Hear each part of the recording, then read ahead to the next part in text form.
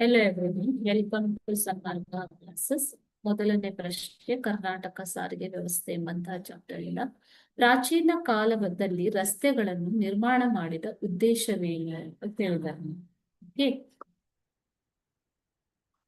So ಪ್ರಾಚೀನ ಕಾಲದಿಂದಲೂ ಕರ್ನಾಟಕದಲ್ಲಿ ರಸ್ತೆ ಸಾರಿಗೆ ರೂಢಿಯಲ್ಲಿದೆ.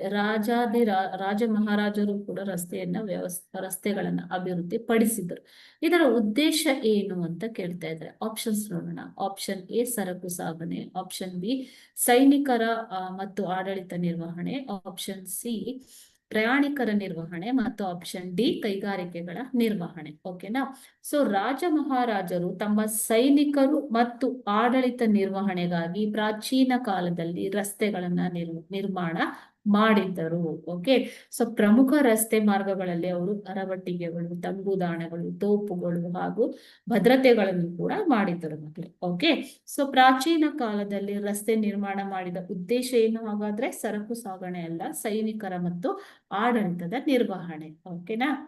Thank you.